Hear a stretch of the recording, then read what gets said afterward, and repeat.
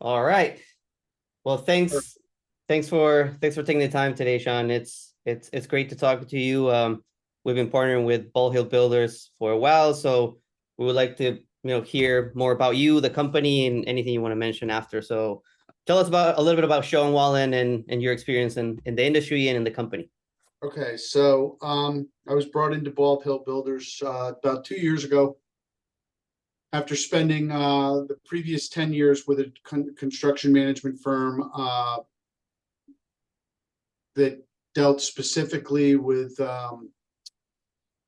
projects in the senior care arena, doing occupied renovations, whatnot, after 10 years, and then spent a little period towards the end of my tenure there working as a subcontractor, uh, basically to the company. So I kind of got a flavor for the CM side and the sub side. But long story short, my first initiation into the sub, by the way, was owned by the company that I worked for, and they started a special projects division, and I headed that up for 2 years. Uh, that's where I got my first introduction to schedule. It was basically a paint, small carpentry. We used Microsoft Project. I never did any scheduling. I'm a BD guy. I'm a relationship builder. I go out and find the work, and then after I find it, I make sure the clients are happy. Um, at the time in my career 2 years ago, I decided I needed to make a change.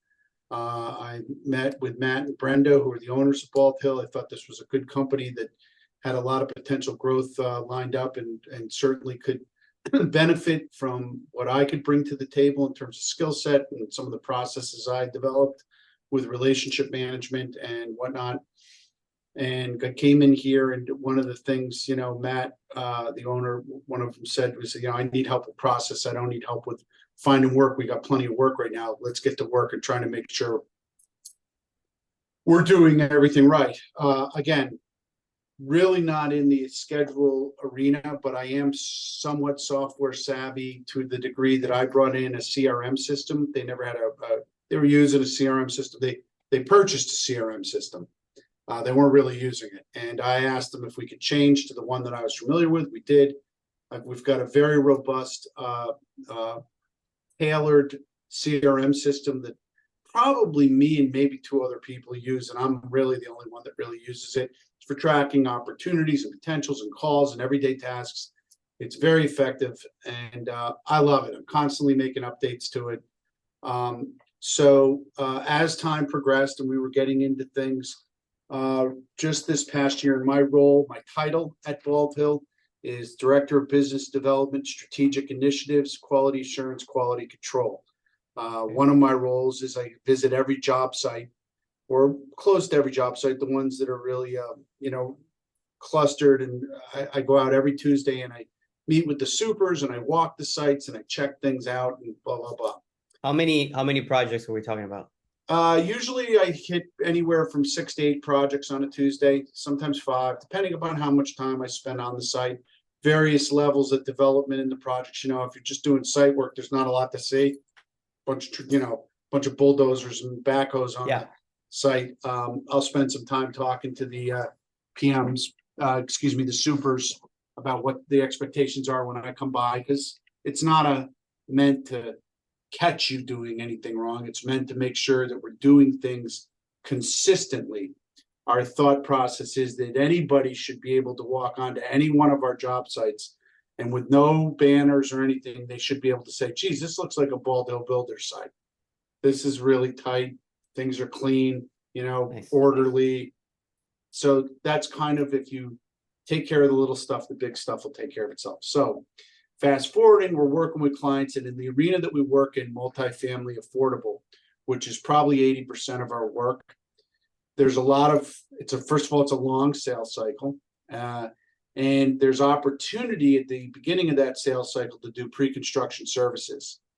We have about a 90% conversion rate on pre-construction services when we get involved with the client. And those pre-construction services in the affordable market, where there's state and local funds involve a process called the one-stop application. It's for funding, and there's a mini app, and then there's another app.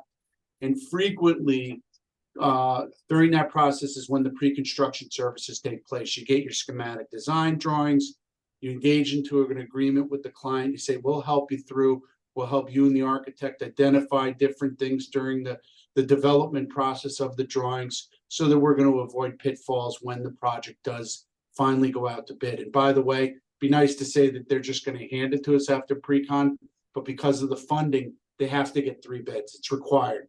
Yep. So, but that should give us a leg up. We've had a year, 12 months to 18 months to look at it, to work with them in the design and development. Sometimes it works against you because you know all the things, right? Somebody else's bidding could bid, they could be $2 million late because they didn't take into account all the things we know. So that's why being buttoned up and knowing what you've provided over the past 12 months helps you when it gets to leveling and the award of that bid and talking through your numbers and stuff. What's the average size of these projects, would you say? So the average project sizes range, well, better to give you a range because it all depends on what's going on in the market, right? Right now, I would say our average project is probably around 20 million, maybe trending a little higher. Okay. It's made up of anywhere from projects, we do projects in the educational sector in Boston at the universities that are less than $1 million, but they're great filler projects for like the winter or the summer where we've got some downtime for certain supers and we can plug them in there and, you make a pretty good margin on those projects. So, but we do projects anywhere from say $500,000 up to 50 million. Okay. And these are over the Massachusetts area, or all in that. Right now, all of our work is in Massachusetts, and quite frankly, probably 75% of it's in a 5-mile radius. Okay, interesting. In the city of Boston, primarily. All right. We're working with all the major community development corporations that are invested in providing home, affordable living spaces for people. And so anyway, Are these repeat customers, I would imagine? A lot of the hope is that some are, and the hope is that the new clients that we're acquiring based on reputation and our ability to execute will become repeat customers. That's the goal, to work it. And yes, to answer your question more succinctly, the majority of our work comes from repeat clients, whether it's an architect that's referring you to a new client, because I would consider that repeat, right? You've worked with this architect on 3 previous projects. Maybe they're 3 different customers, but they're the same type of process, and the architect is as confident in you that they're saying to this new client, you should be talking to Bald Hill Builders. Okay. So, or it's the client themselves that we work with that becomes repeat, and that's really the ideal situation. Or OPMs for that matter. So, as we've been growing, and we have been on a rapid growth plane for for the past 2 years. We were growing before the pandemic. We've staffed up. We've juggled some staff. We've figured some things out. We've gotten kicked in the teeth and risen again and figured things out. There's constantly new building codes to be aware of, and the biggest thing that we're learning now is an example of reacting to the market trends. Passive house is very big right now. Every affordable housing project is passive house. We've completed 2 or 3 of them already, and 2 or 3 more in process, and bidding, quite frankly, probably 3 or 4 more, maybe more than that. And you learn through trial and error, right? And we very quickly made the determination that we needed an in-house person to manage the passive house certifications to be able to test. Can you explain what's the passive house certification a little bit? I really can't get too much into it because it's over my house head and I'm not certified. It basically has to do with building energy and making sure that these buildings are like, you could turn the heat off in this building in the middle of winter for like 3 days before it got cold in them. All right, that's how tight they are. It's about building the energy efficient, grade A type, and it's a certification. And right now, more than 50% of our field staff is passive house certified, and it's a tough test. And our goal is to continuously supplement that with a goal of like 75% by the end of the year, by the end of next year, 2024. And it's expensive, and it's where we're going. So we now have an in-house person who is in charge of that process on the jobs. If it's Passive House certified, he's going out daily. So I'm kind of deviating. So let me get back to where.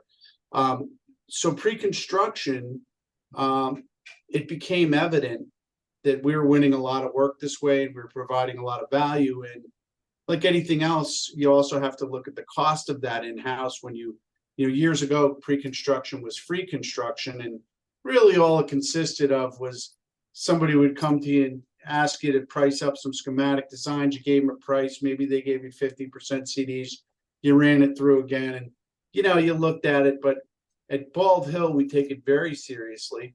We put a lot of resources towards our pre-construction efforts, and I kind of fell into trying to manage some of these pre-constructions, because at the time we started saying, hey, we really got to get more buttoned up and get our processes down, and our proposals have to get better, and our timelines and stuff.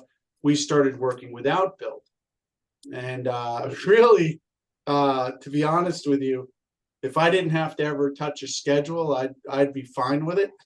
Right? If I never had to develop, I kind of like it, but I kind of don't, because it's all new. It was all new to me. It was the only stuff I'd done and minimally was an MS project, which I kind of understood. I got the Gantt chart stuff, but it was not in my wheelhouse ever. I'm not formally trained in construction. I didn't go to school for it. But again, going back to, I have a unique curiosity to learn things and figure them out. And I'm a big believer in not letting perfect stand in the way of good or very good, because tools are there to use. And if you use them, I always want to get better at them. But if you're using a tool at 70%, it's better than not using it at all. Well, outside of Outbuild, now that you mentioned tools, and are you guys implementing other technology tools apart from the CRM to we use become a little bit better? Of course, we use Procore, right? So that was something that I never had to get involved with until I had that special projects division, and I never had to go into Procore. That was all the project management team. I just would sit in the meetings and listen, and someone else would do it. So we are using, we're looking at a program called Tool Watch for our warehouse. Okay. And that's it right now. I think there may be some other things that don't fall in my lane.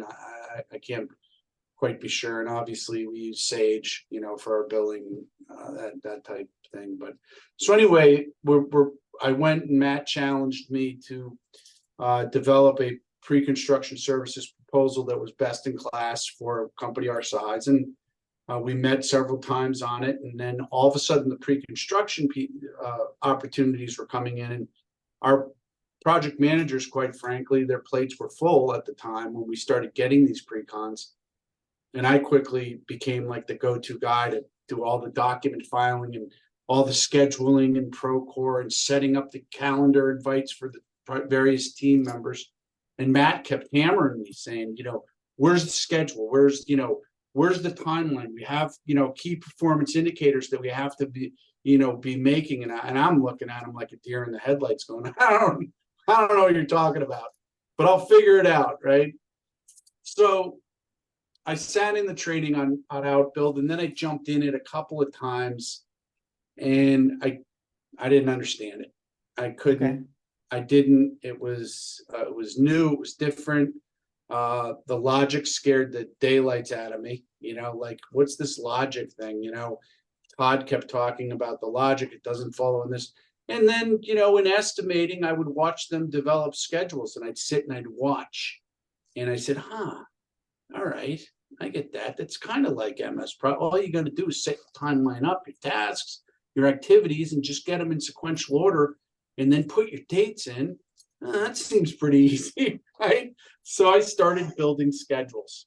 I mean, it's an art, right? I mean, some people have done it for years, and they have a lot of shortcuts, strategies, way of building it. But yeah, to build a simple schedule is what you said. It's like, And by the way, the pre-construction schedules they're usually providing you the answer to the test.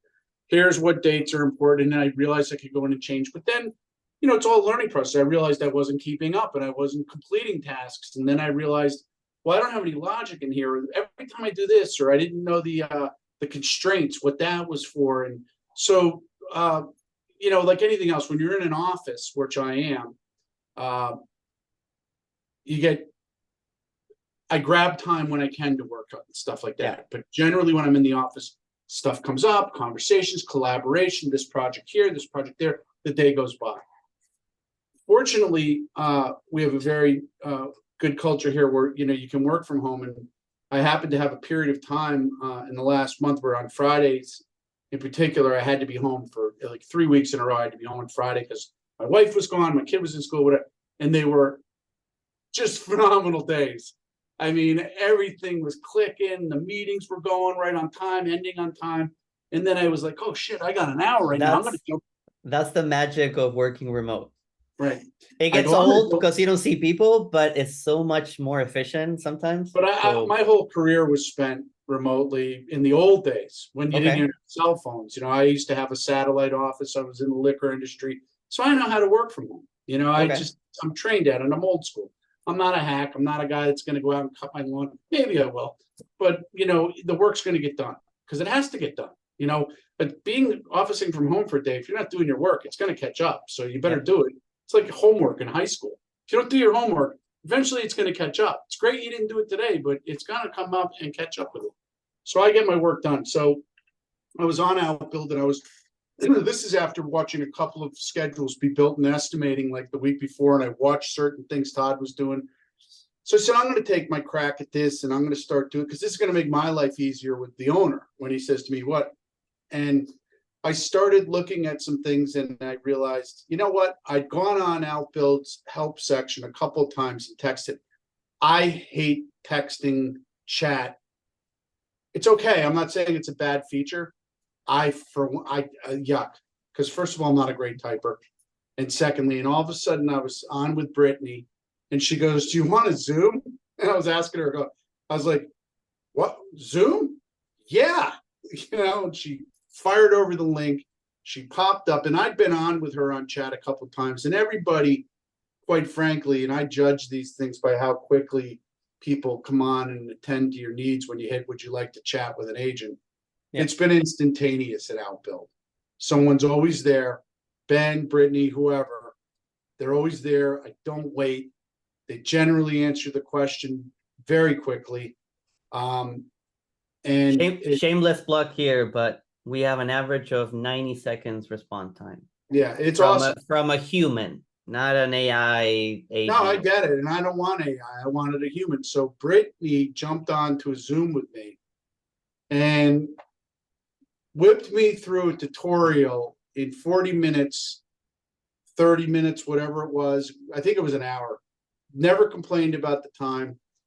Was patient, walked me through, showed me how to do it, then watched me do it. Showed me, and then said, okay, now you do it, and walked me through it. Because showing is one thing, right? But unless I get you could show me how to do something now and I get it, but unless I'm physically doing it, it doesn't work. And it's always been that way for me with software, with this CRM. I used to get on with Zoho and drive them crazy. Dude, zoom in right now. Take control of my screen. I want you to see what I'm looking at. Excuse me for a minute, Frank. Yep. I just want to get. This is seltzer, not beer. It's 5 o'clock somewhere, Sean. So we spent an hour, and she showed me a lot of different tricks. I went on a couple of other meetings during the course of the day, jumped back into Outbuild, started working on something, and said, I got about an hour and a half here of downtime. Wonder if old Brittany's available. Hey, Britt, best friends. By the way, she's lovely, funny, personable, real team player, awesome, very, very committed. And everyone there. I think Ben's the other guy I've dealt with there. Ben's the same. Yep. Ben's a good man, really good man. So she jumped right on. And then she showed me, because I was like, all right, I've got all this, the stuff that you showed me. I get it. I know how to do it. I could put this stuff in order. I know how to indent. I know how to put head. I said, now, here comes the big ask, the logic. I don't know how to do it. And you're not going to teach me. You're just not. I mean, I know that two follows one. I know that three has to follow two sequentially, realistically. And to get to three, you have to have a combination of one and two. How am I supposed to add that? She goes, don't worry about it. And let me show you a little trick. And she went up and she showed me how to use the link, unlink icons. Not perfect, right? And she said that it's not going to be perfect. You're going to have to go back in and adjust some dates because the logic that you created in your schedule, that's how the logic's working. So you'll have to adjust some timelines. I'm still need to get on at some point and figure out how to load in the with the work week, like the holiday schedules. Yep. And I think I got weekends down, but I also have to take into account holidays in my schedules. But remember, my schedules are much smaller than like an 18-month project. Even though it's a year, the asks, there's like 20 line items, 4 different pricing sets, a couple of phone calls, but it still matters, right? You still get, and we're still driving there. So when I was talking to Brittany and telling, I'm a big believer. I've mentored sales forces my whole career. I'm a mentor to people in the organization, outside of the organization with subcontractors. I'm a big believer in building people up, helping them get to the next level, assisting in any. I'm the type of guy that I was just quick aside. I was sitting in Town Fair Tire waiting for a tire rotation on a Saturday. This old woman in there sitting across in the vestibule from me looked like she's going to drop dead, right? And she's telling the girl that's her caretaker who's staring at her phone, "Oh, I'm not doing well. I'm not doing well." And I'm listening. She goes, "I can't stand the smell of rubber." I says, "Oh, I got a clean mask in my car if you want one, And she's like, no. And then at the very end, when she's picking her car, she goes, "We have to go over to Walmart and get the cement," right? And I'm like, "Can I ask you what you're getting cement?" I'm like looking at this. I'm like, "What are you guys getting cement for?" "We got to fix cracks in the wall." And I said, "You don't need a bag of cement." And I said, "Here's what you need to go get. Go get some hydraulic cement. It comes in a small box. Put eyewear on when you mix it. Make sure you're covering your mouth. Mix it up. It's a small batch. It's quick drying. You'll be able to fill the cracks. You're done." And I came home. I told my wife. She goes, "That's so typical of you." she goes, "You just want to help people wherever you go and help them find the easiest solution and the best way to do it." So I felt like Brittany was like that too. She wanted to help you get there and get to the finish line and make sure that she was answering all the questions. So I told her and I said, "You've been awesome. You've been absolutely awesome." And she goes, "Can I ask you a question?" She was so shy to ask for the referral. She goes, "We have this thing for you. Would you mind doing it?" I said, "Absolutely. Why wouldn't I?"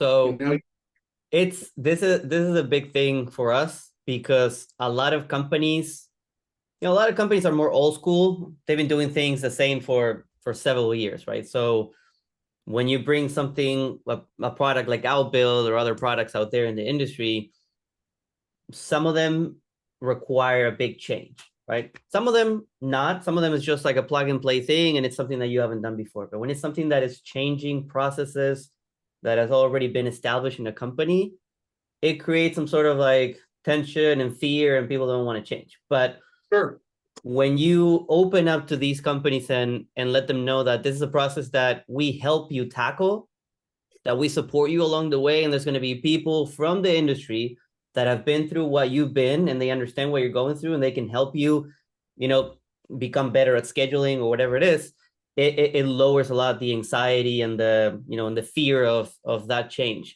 And it's not always the same in software. So that's what I always try to, tell construction companies. When we, as a startup, we're a software company, right? When we buy new software, the training is minimal, right? You get like a one session where they show you a few bonds and it's like, good luck, take care of yourself. And there's a lot of videos on YouTube, whatever. So we have to train ourselves a lot of the times. But in what we do, and this is not, a promotion of Outbuild, but it's true. We support the teams that we work with a lot from beginning to end. So that is part of the of the differentiation that we have as a company, right? Not only a great product, but we really try to support. And that's what we bring people like Ben, like Brittany, like Mike, like everyone in the team that is supporting our customers. So for me, what I saw that day, and I talked to Brittany about it, and then I went and talked to Todd, because you know Todd, Yep. small, and Todd is the lead on this, for sure. And we talk, Todd and I work collaboratively daily, and I also work very closely with Nate. So we're all on the executive leadership team, but we're the three amigos in the field. They're trying to get things done. So there's a lot of collaboration. And I came to Todd and I said, I feel like, and I feel this way with Procore too, that we're not. Well, I asked him, I pressed him, I said, how many of our guys are proficient in Outbuild right now? And he said most of them, which surprised me. But he said, no, most of them are. And I said, well, I'll never be. I said, I can tell you right now, I've watched you do a schedule and talk about the logic, because he won't use that link button, because he has to go through the logic. And he admits it. He goes, Sean, it's a friggin' brain fry. He goes, it is hard, to make sure. And it is difficult. And he said, how many of the guys are that proficient? Probably not a lot. But what I identify from that is that we need subject matter experts that can coach and mentor. And if not, then we need to be scheduling training sessions periodically in the calendar. Yep. Hey, we do project management meetings every Monday morning, and every other one we do a training for everybody. So, and they're mandatory. You cannot miss it. You have to be there. That's super important. The companies, our customers that have been implementing internal trainings or, group sessions or whatever, they're the ones that do best in terms of scheduling, planning practices, and even utilizing the software. If they consider it like an internal initiative, it just takes off way better than if it's just a vendor coming and training you.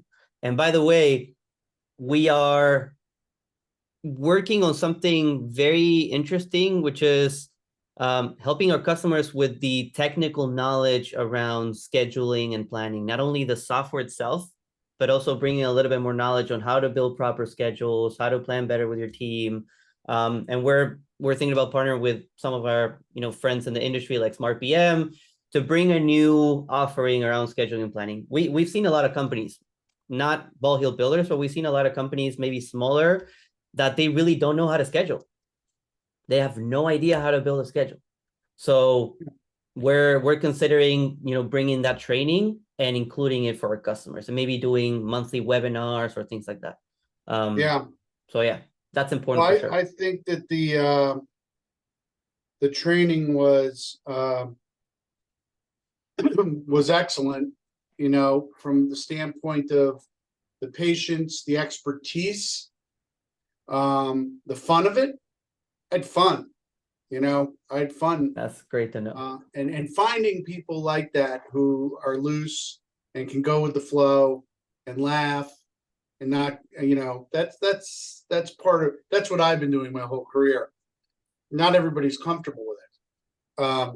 So to get that combination in the people that you have in that role versus a really dry guy that's like, you crack a joke and he's like, okay, moving on. Yeah. Nobody wants, oh, pardon me. There's got to be some style and some personality to it that makes you feel good, makes you feel like you got a friend. You not only did you get something accomplished, but you made a friend. Okay. I'm a big believer in that. I talked to a client of mine 9 years ago. I tried to send lunch out for Christmas. It was Brookdale Senior Living. I said, how many people you got in your office? I want to send lunch to you guys. And he called me back. He goes, hey, I can't take the lunch. I go, what do you mean? He goes, we're not allowed to take any gifts or something. Yeah.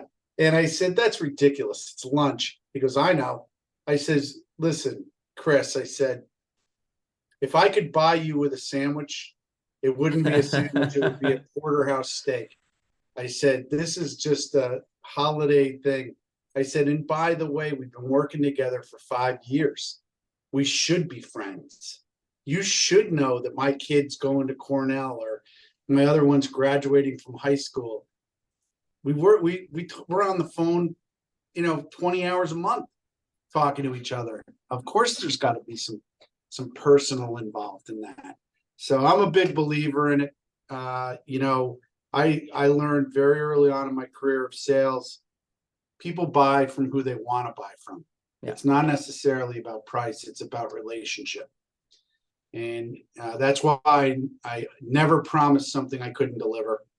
I never answered something that I didn't know, because that's just a relationship killer right there. Yeah. My standard response would be, that's a great question. I don't have that answer, but I can get it for you. And give me a day or two and I'll get you the answers to that. We'll be done in 6 months. That seems awfully long. It's not, it may, and it's going to seem even better when I deliver in 5, but I'm telling you 6 months. Okay. We're going to agree on 6 months. I agree. Under promise, over deliver. And this industry, a lot of people from the outside that don't know the industry well, they think it's a, cold, kind of like not very friendly industry. But when you're inside, you realize that people in construction are super nice, like way nicer than in other industries. At least that's been my experience. So Sean, we've covered a few things. Thanks for opening up about, your position, the company. Anything important that's coming next from Ball Hill Builders, like any new milestone, anything you want to share? And also from you to other companies or other business developers out there, what advice can you give them in terms of adopting technology or Outbuild or whatever? I'll give you the floor on anything you want to share. So what's coming for Bald Hill Builders is, we're going to continue to develop the market that we're already in, the multifamily affordable, and get bigger and better. We've got a high rise that we're going to be building, our first high rise. Nice. In Quincy, and it's in turn two. It's like a $70 million project, so that'll be a first for us, and that'll be this year. Pardon me, coming up. As far as technology goes, if a company's going to invest in it, you got to invest the time to utilize it. Otherwise, it's just not worth it. I get frustrated sometimes because I've got this wonderful CRM software that I developed that has everything in it. Nobody wants to use it. Nobody wants to even take a look at it. And that's frustrating because there's a lot of value in it. And with other sets of eyes comes other, I may not be seeing the forest through the trees. Somebody could look at it and say, hey, look at this. Did you know that this does this and we can do this with it? I didn't know that. Thank you. Let's go. Let's giddy up. Let's expand the use of it. I mentioned earlier, I don't think as a company or any company I've worked for, 2 or 3, that used Procore, I've seen utilizing all the tools that are available in it, utilizing it effectively to manage a project. And I think some of that comes down to what you talked about earlier, which is fear or comfort zones or not wanting to step outside that box of, I know it does this, this, and this, and that works for me, and I don't need to worry about anything else. If I worry about something else, it's just going to create a headache, and oh boy, and then all of a sudden we're going to have to do that too. No, but that may be a hassle at first, but don't you see that once you master that, you've just made your life easier. You've just made the project better. You've just made the communication process that much easier. So I think there's a lot of companies with solutions out there and softwares that think that they've got the next best thing.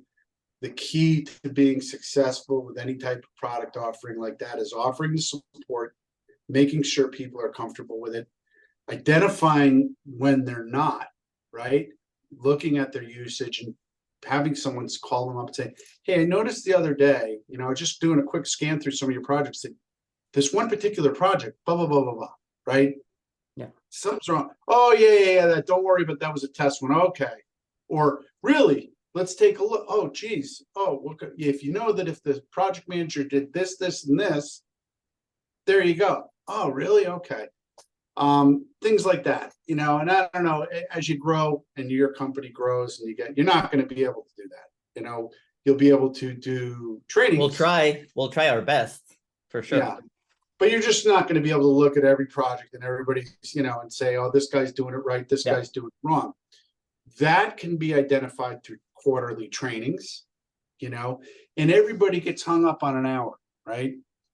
I would start any training like that at 90 minutes, preferably 2, you know, because by the time you get through the bullshit introduction, oh, I am Jay, I'm Pete, I'm Sally, I'm Jay, you know, 15 minutes got burned saying hello, right? Yeah. And people, you know, that's okay though. You want to develop a little social kind of, but then you got to get down to business. And generally at the end of that session, there's going to be questions. There's going to be opportunity to go in and, okay, listen, why don't you take the screen, open it up, I'll talk you through it. You know, a couple of examples or have some sandboxes, so to speak. Always doing that. So I think that technology is great, but only if it's utilized to its, and you continuously try to get better with it and utilize it to get you better. All right. Okay. That's good feedback. Do you think we should like schedule those trainings every quarter with our customers at the beginning so they're already preset? I do. You guys came here and you don't have to do it in person. The Zoom that Brittany did with me was fantastic. If you got good connection, like we have good connectivity here, right? And we can share screens and you can have a quick 10-minute discussion. Does anybody have any particular issue they'd like to talk about? Yes, Franco. I noticed last week when I was working on my project that this, and this happened. Great. Pull it up and share the screen. Okay. You know what? Or you take control. I'm going to pull it up because you have access to it. Yeah. What was it? 213 Main Street. Okay, I have it here. Everybody sees it. What are you talking? Go down to line 30. You see this, blah, blah, blah. I tried to do this. And we do that. We do that a lot. Just we try to be in person at least at the beginning because it creates that relationship that you talked about before. But you can't fly everywhere. Oh, and Zoom has been a wonderful tool for that. Yeah. It can be even better. And you force it. You call a guy like Todd, who is the SME on this, the SME, and you say, Todd, we want to schedule I know you guys are busy, but you're getting into the holiday season. Maybe the 19th of December, we can do a Zoom training. Oh, Monday, you should take a note. Monday morning, 7:30 a.m. are great for us. Probably not for you guys because it's like 4:30 in the morning where you are. But that we do it sometimes. The team sometimes do things at 5 a.m. I know Brittany's on the East Coast, so she's in Virginia. So that's perfect. You have her do it. And it's 90 minutes, you know, or an hour. You say to Nate, it's your meeting. We want to come in at the end of your meeting. Put us up on the big board and let's do a run around. And then you would have to do it with the supers too, or out in the field, you know, and I'm sure you'd coordinate that with Todd, but the PMs, it would be with Nate. And I think if you press and continue to press and say, look, we think there's benefit, blah, blah, blah. We want to help.